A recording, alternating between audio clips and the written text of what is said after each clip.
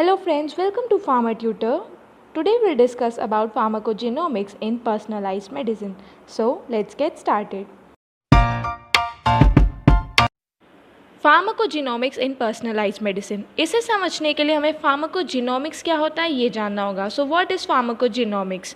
फार्माकोजिनोमिक्स किसी भी पर्सन का जेनेटिक मेकअप, जीनोम, ये सारी इंफॉर्मेशन को स्टडी करता है, यूज़ करता है ताकि वो उस पर्सन के लिए स्पेसिफिक ड्रग चूज़ कर पाए और उस ड्रग की स्पेसिफिक डोज उसके लिए डिज़ाइन कर पाए जो कि उस पर्सन के लिए बेस्ट सूटेबल होगी. यानी कि अगर किसी को कैंसर है तो उसे स्पेसिफिक ड्रग उसका दिया जाएगा कि कौन सा ड्रग उसके लिए ज़्यादा बेटर है, जो ज़्यादा उसको असरदार होगा.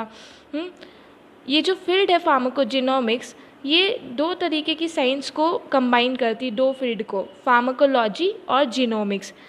इसमें हम किसी भी ड्रग की फार्माकोलॉजी पढ़ते हैं कि वो ड्रग कैसे काम करता है, और ह्यूमन जीनोम की स्टडी यानी कि उस स्पेसिफिक पर्सन के जेनेटिक मेकअप को स्टडी किया जाता है कि उस पर्सन के जेनेटिक मेकअप से कौन से ड्रग्स की फार्माकोलॉजी मैच खा रही है, तब उनको कॉम्बिनेशन फॉर्म में यूज़ करके उस पर्सन के लिए पर्सनलाइज्ड मेडिसिन्स डेवलप की जाती हैं.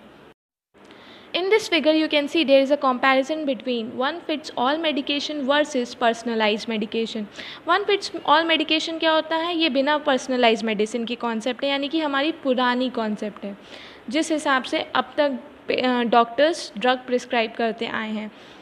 होता क्या है कि डिफरेंट टाइप के पेशेंट्स होते हैं, जैसे कि मेल फीमेल हो गए, चाइल्ड हो गए, अडल्ट हो गए, ओल्ड एज पीपल हो गए. हर एक के जेनेटिक मेकअप्स डिफरेंट होते हैं. अब डॉक्टर्स क्या करते हैं, अगर उसको एक स्पेसिफिक सेम डिजीज़ है डिफरेंट पेशेंट्स को, सपोज़ कैंसर है, तो अगर हम कैंसर में ज़ेफिटिनिब देते हैं तो क्या होगा कि वो same drug different age group या डिफरेंट कैरेक्टर्स के पेशेंट्स को सेम ड्रग देंगे, सिंगल थेरेपी होगी, जिसका रिज़ल्ट क्या होगा, कुछ को बेनिफिट मिलेगा, कुछ को बेनिफिट नहीं मिलेगा, जबकि कुछ पेशेंट्स की बॉडी में एडवर्स इफ़ेक्ट यानी कि साइड इफ़ेक्ट्स देखने को मिलेंगे. जबकि पर्सनलाइज्ड मेडिकेशन की अगर बात की जाए तो पर्सनलाइज्ड मेडिसिन क्या होती हैं, इसमें हर पेशेंट को उनके हिसाब से राइट मेडिसिन्स प्रिस्क्राइब की जाती हैं. इस केस में अलग अलग पेशेंट्स को उनके जेनेटिक मेकअप के हिसाब से ड्रग्स दिए जाते हैं, अलग अलग थेरेपी दी जाती हैं. इसके लिए इनके बायोमार्कर्स का डायग्नोसिस होता है. बायोमार्कर्स के डायग्नोसिस के बाद सिंगल इंडिविजुअल पेशेंट के हिसाब से उसकी single therapy, personalised therapy prescribe की जाती है, जिसकी वजह से हर पेशेंट को बेनिफिट मिलता है उसकी पर्सनल थेरेपी के हिसाब से. So this is the benefit of personalised medicine versus one fits all medication concept. जैसा कि अभी हमने पहले ही डिस्कस किया कि डिफरेंट पेशेंट पॉपुलेशन होगी, तो उनका पहले फार्माकोजीनोमिक टेस्ट होगा, यानी कि उनकी ड्रग की फार्माकोलॉजी और उनकी पर्सनल जीनोमिक्स की स्टडी की जाएगी, जेनेटिक मेकअप की स्टडी होगी. इसके लिए थेरेपेटिक बायोमार्कर्स का यूज़ होगा for their diagnosis, genetic diagnosis. अब जैसे कि हमने पेशेंट पॉपुलेशन का फार्माकोजीनोमिक्स टेस्ट किया उनके बायोमार्कर्स के हिसाब से, तो हमें जेनेटिक वेरिएंट्स देखने को मिलते हैं. यानी कि जैसे फॉर एग्जांपल 4 पेशेंट्स हैं हमारे, तो चारों की जेनेटिक वेरिएंट्स होंगे, मतलब हर एक का जो जेनेटिक मेकअप है वो डिफरेंट होगा बाकी सबसे. तो जेनेटिक वेरिएशन होने की वजह से हर पेशेंट को एक स्पेसिफिक ड्रग की, कोई एक स्पेसिफिक डिज़ीज़ की अलग अलग ड्रग या उनकी डिफरेंट डोज रिकमेंडेड होगी या उनके लिए बेस्ट सूटेबल होगी on the basis of their genetic makeup. जैसे कि आप देख सकते हैं, जेनेटिक वेरिएंट 1 जो है उसको higher dose of drug X recommend की गई. सपोज़ उसको कैंसर है तो उसको एक्स नाम का ड्रग की हाई डोज रिकमेंड की, जबकि जेनेटिक वेरिएंट 2 जो है उसको सेम एक्स ड्रग की ही लो डोज ज़्यादा सूटेबल होगी. सिमिलरली जेनेटिक वेरिएंट जो 3 है उसको ड्रग एक्स की ऑप्टिमल डोज, एक बैलेंस डोज डॉक्टर ने रिकमेंड की, जबकि 4th वेरिएंट जो है उसको एक्स डोज का कोई इफ़ेक्ट नहीं होगा उसकी डिज़ीज़ में, इसलिए उसको हम कोई और ड्रग प्रिस्क्राइब करेंगे, इसलिए उसको ड्रग वाई नाम का एक ऑल्टरनेटिव प्रिस्क्राइब होगा डॉक्टर के द्वारा। इस तरह से हम हर एक पेशेंट के जेनेटिक मेकअप को पढ़ के उनके लिए बेस्ट सूटेबल ड्रग डिज़ाइन कर पाते हैं। Goals of फार्माकोजिनोमिक्स। फार्माकोजिनोमिक्स का गोल क्या है?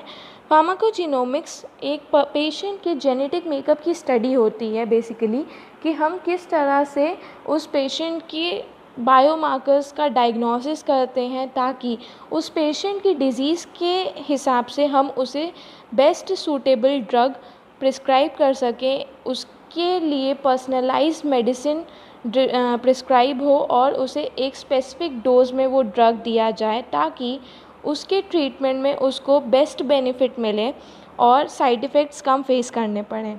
मेजर ऑब्जेक्टिव फार्माकोजिनोमिक्स को पढ़ने का ये है कि हम हर पेशेंट के डिफरेंट जो भी पेशेंट्स हैं, हम उनके जेनेटिक और एपिजेनेटिक वेरिएशंस को स्टडी करते हैं ताकि हम हर ड्रग का जो ड्रग रिस्पॉन्स है डिफरेंट पेशेंट्स में वो हम स्टडी कर पाएँ और आगे बेस्ट पर्सनलाइज्ड मेडिसिन्स डेवलप कर पाएँ।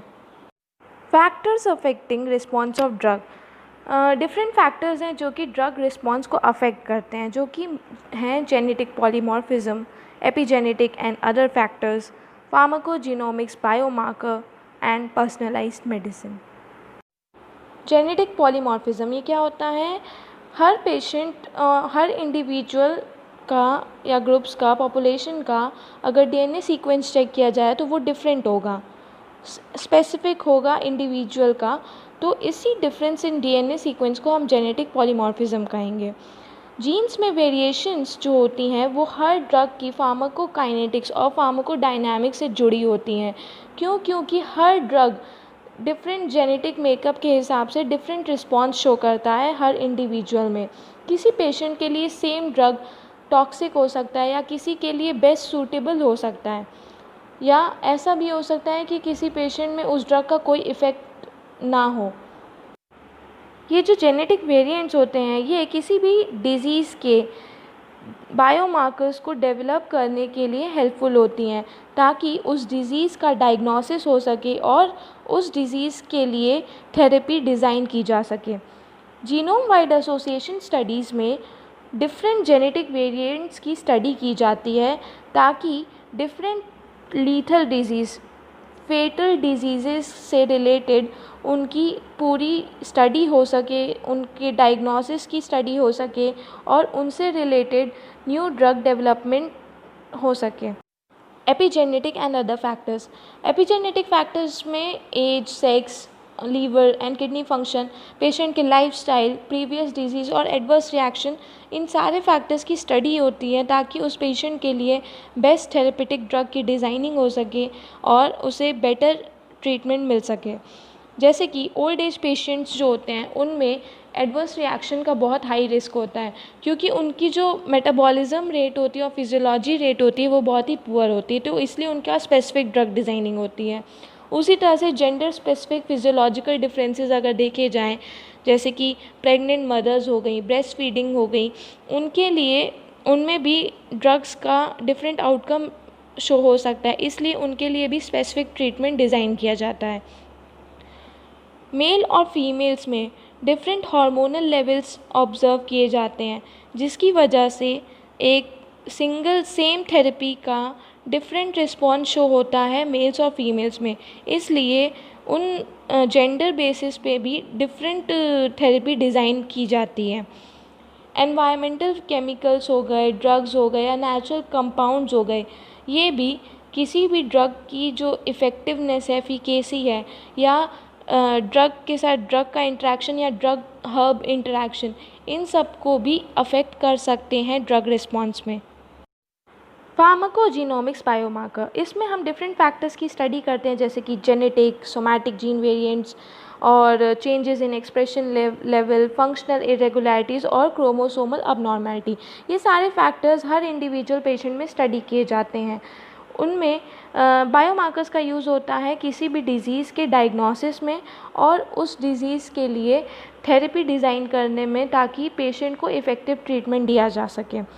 फार्माकोजेनोमिक्स बायोमार्कर्स ड्रग प्रिस्क्राइब करने और उस ड्रग की स्पेसिफिक डोज डिज़ाइन करने के लिए यूज़ होते हैं। बायोमार्कर्स बेसिकली काम कैसे करते हैं, on the presence and absence of variants. अगर उस पेशेंट में स्पेसिफिक बायोमार्कर प्रेजेंट है तो उसको स्पेसिफिक ट्रीटमेंट मिलेगा या स्पेसिफिक ड्रग मिलेगा। अगर वो एब्सेंट है तो उसे कोई दूसरी थेरेपी दी जाएगी। Personalised medicine. पर्सनलाइज्ड मेडिसिन में क्या करते हैं, हर इंडिविजुअल की जेनेटिक और एपिजेनेटिक इन्फॉर्मेशन को यूज़ किया जाता है ताकि उसके लिए परफेक्ट थेरेपी डिज़ाइन की जा सके। सच पर्सनलाइजेशन कैसे अचीव होती है, हम ओमिक्स का यूज़ करते हैं। इसमें डिफरेंट ओमिक्स की स्टडी होती है, जैसे कि जीनोमिक्स, जीन की स्टडी हो गई, ट्रांसक्रिप्टोमिक्स, प्रोटियोमिक्स, मेटाबोलोमिक्स।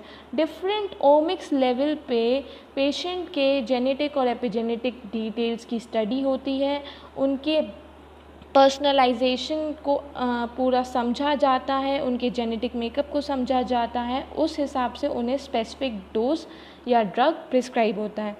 FDA ने अप्रूव किया है कि कुछ जीनोमिक कंपनीज़ हैं वो स्क्रीन करती हैं जेनेटिक हेल्थ रिस्क, जैसे कि अल्जाइमर डिजीज़ से रिलेटेड हो गए या रेयर ब्लड डिसऑर्डर से रिलेटेड हो गए।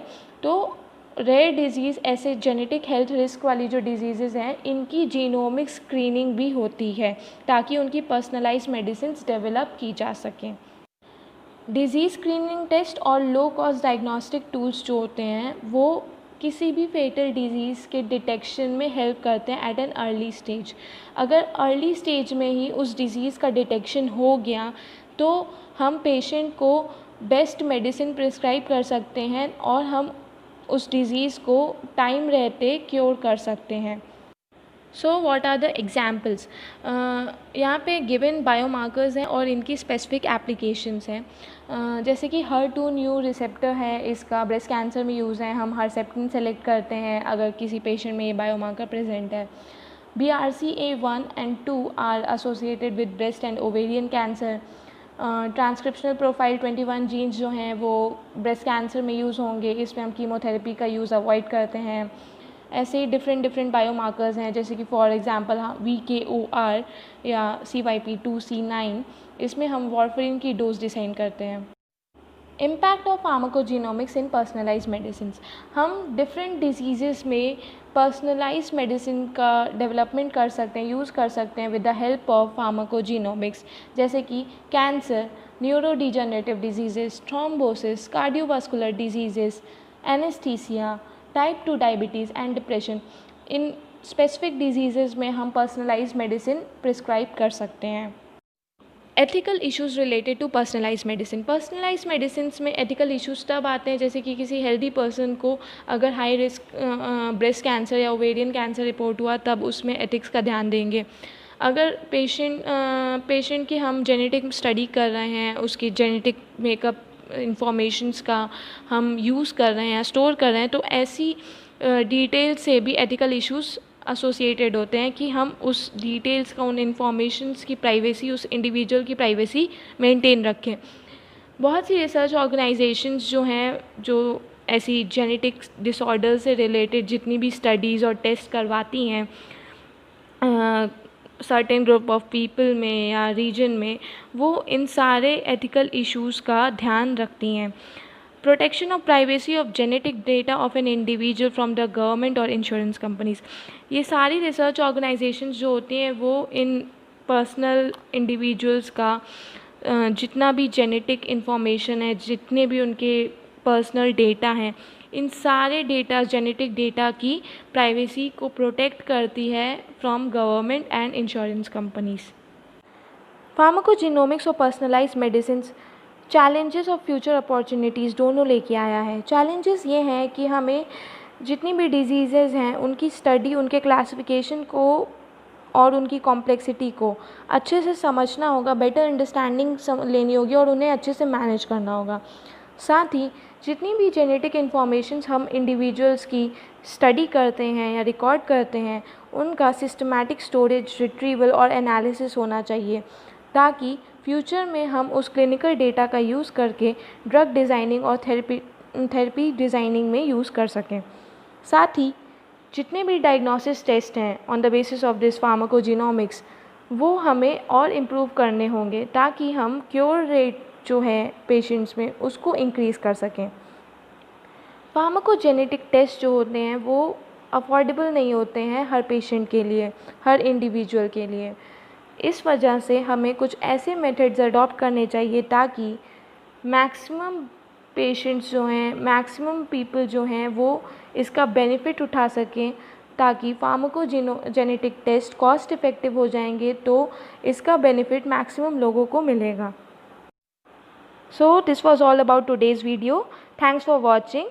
Hope you like this video. Please subscribe to our channel and press the bell icon to never miss an update from Pharma Tutor. Thank you.